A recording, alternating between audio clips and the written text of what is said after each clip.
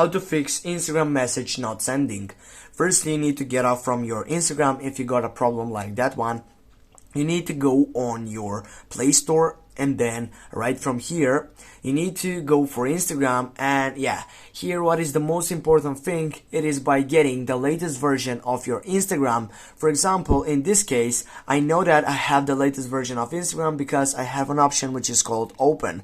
If I have an option which is called update, that means that I don't have the latest version of Instagram, but in this case I have it.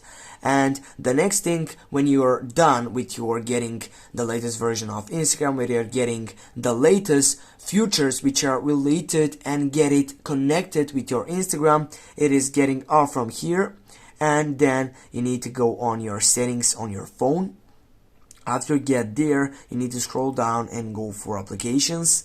And then simply on the search setting box on your upper side, you need to type for Instagram.